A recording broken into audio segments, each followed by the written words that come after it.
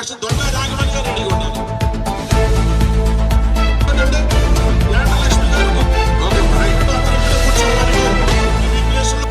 అబ్బరాజ్ బాబు next ఎలుపు సంవత్సరం next అవును sir రాని మట్లపాన్ రెడీగా ఉండాలి. ఓకే అమ్మ రైట్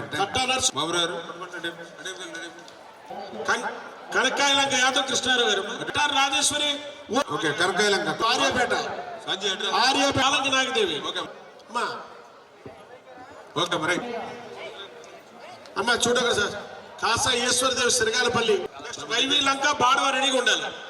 గొలగోడు శారదాంబ ఓకే అమ్మ నెక్స్ట్ ఓకే రైట్ నెక్స్ట్ ముక్కల పద్మాదేవి నెక్స్ట్ నాయకులు ఎవరు ఉంటారండి నెక్స్ట్ దిగమర్రు 30,00,00,000 కారంకి రామకృష్ణ గారు రోడ్లో ఓకే మడతాని అహల్యాదేవి ఉల్లంపరు రజనీ మీకోసం నెక్స్ట్ అరట్ల కట్టడానికి ఉండాలి. కొడవ అక్కడే కూర్చోండి. ఓకే రైట్ వాస వెంకట నాగమణి నెక్స్ట్ వెంకటాపురం చెక్కు చూసుకోండి. గరుగు చిన్నట్టు అందరూ కూర్చోండి కూర్చోవాలి. అందరూ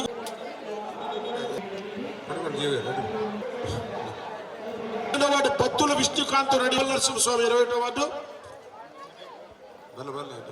మళ్ళీ 20 నెక్స్ట్ 20 మళ్ళీ 28వ వార్డే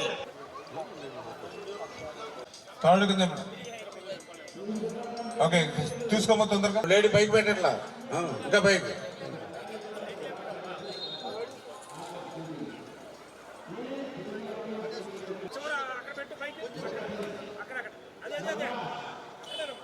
ఒక నిమిషం పట్టుకోండి అమ్మ.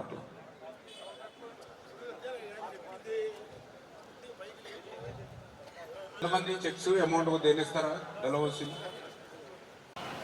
ముఖ్యమంత్రి సహాయ నిధి సిఎంఆర్ఎఫ్ చెక్కుల ద్వారా పాలకొల్లు నియోజకవర్గంలో వైద్యం చేయించుకున్నటువంటి 55 మంది చెక్కులు 2 ఎల్ఓసీలు మొత్తం 57 మందికి 2,25,98,000 అంటే 26 లక్షల రూపాయలు ఈరోజు మీ అందరికీ కూడా ముఖ్యమంత్రి సహాయ నిధి నుంచి చెక్కులు అందించడం జరిగింది. ఈ రోజును చూసినట్లయితే ఇప్పటి వరకు పాలకొల్లు నియోజకవర్గంలో దగ్గర 9 కోట్ల మరి 80 లక్షలు అంటే దగ్గర 10 కోట్ల వరకు కూడా ఈరోజు ముఖ్యమంత్రి సహాయ నిధి నుంచి మన ఒక్క పాలకొల్లు నియోజకవర్గంలోనే మరి ముఖ్యమంత్రి సహాయ నిధి నుంచి నిధులు అందించడం జరిగింది అని అంటే ఈరోజు ఈ ప్రభుత్వం తెలుగుదేశం జనసేన బీజేపీ ప్రభుత్వం మీ పట్ల వైద్యం పట్ల ఎంత ప్రాధాన్యత ఇస్తుందో ఇదే ఒక ఉదాహరణ. ఈరోజు మీరు ఆసుపత్రిలో వైద్యం చేయించుకుని ఆ బిల్లులు మా దగ్గరికి పట్టుకొచ్చిస్తే అవి మళ్ళీ చెక్కులుగా మార్చి మీ చేతికి అందిస్తూ ఉన్నాం.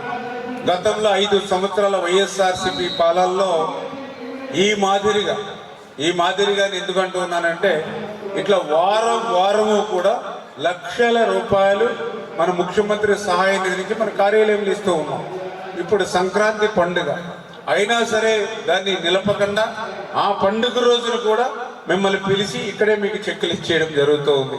అంటే ఏ వారం కూడా మీకు ఆలస్యం కాకుండా చెక్కులు ఇస్తూ ఉన్నాం. ప్రతి వారం 20 లక్షలు 40 లక్షలు 60 లక్షలు ఒక్కొక్క వారం 80 లక్షల రూపాయలు సిఎంఆర్ఎఫ్ చెక్కులు ఇస్తూ ఉన్నాం. నియోజకవర్గంలో దగ్గర 9,80,00,000 అంటే సామాన్యమైన విషయం కాదు. అంటే దయవుంచి ఈ రకంగా పనిచేసే ప్రభుత్వాన్ని ఆదరించమని మిమ్మల్ని కోరుతూ ఉన్నాం.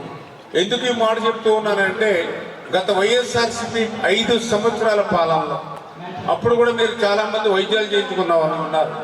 వైద్యం చేయించుకున్న వాళ్ళ బిల్లులు ఆ వైఎస్ఆర్సీపీ పార్టీ కార్యాలయం పట్టుకెళ్ళి ఇస్తే అక్కడే ఉండేవి. ఎందుకు అక్కడే ఉండేవి అని అంటే మున్సిపాలిటీ వాళ్ళు చెప్పేవారు. ఆ యొక్క వైఎస్ఆర్సీపీ ఇన్ఛార్జు ఆఫీస్ ఖాళీ చేస్తే ఆఫీస్ ఖాళీ చేసినప్పుడు తొట్టల కింద మీ సిఎంఆర్ అప్లికేషన్ అక్కడ పడి ఉండేవాళ్ళు. ఆ వాళ్ళు బయటికి తుడిచేస్తే బోధుగొట్ల మీద డస్ట్బిన్ల దగ్గర కాలువ గొట్ల మీద 5 సంవత్సరాల వైసీపీ పాలనలో సిఎంఆర్ఎఫ్ అప్లికేషన్లు పడి ఉండేవి. గుర్తుపెట్టుకోండి ఎంత అన్యాయం ఎంత దుర్మార్గం 5 సంవత్సరాలు. అంటే వీళ్ళ లోకల్ నాయకులు కూడా ఏం చేయలేరు. ఎందుకంటే పైన జగన్మోహన్ రెడ్డి గారు కూడా ఆయన ఈ యొక్క సిఎంఆర్ఎఫ్ చెక్కుల్ని ఆయన రిస్ట్రిక్ట్ చేసేసాడు. ఏదైతే ఆసుపత్రులకే వార్నింగ్ ఇచ్చారు, మీరు ఆ యొక్క బిల్లులు ఇస్తే మేము చర్యలు తీసుకుంటాము. దానితో ఎక్కడికక్కడ గప్చిప్ ఏదో సంవత్సరానికి ఒకటి ఇచ్చి చేతులు దులుపుకునేటువంటి పరిస్థితి. 5 సంవత్సరాల్లో 50 మందికి ఇస్తే మనం వారానికే 50 నుంచి 100 మందికి ఇస్తాం. ఎంత డిఫరెన్స్ చూడండి. 5 సంవత్సరాలకి 50 మంది, మనం వారం రోజులకే 50 నుంచి 80 మందికి.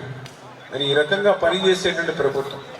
ఈరోజు కూడా మీరు బిల్లులు తెస్తే మీకు ₹1 ఖర్చు పెట్టుకోక్కర్లేకుండా, బస్సులు ఎక్కకుండా, ఆటోలు ఎక్కకుండా, అమరావతిలో రాజధాని తిరగక్కర్లేకుండా మేమే మీకు ఫోన్ చేసి మీకు చెక్ ఇస్తాము. ఇది ఇటువంటి మంచి ప్రభుత్వం.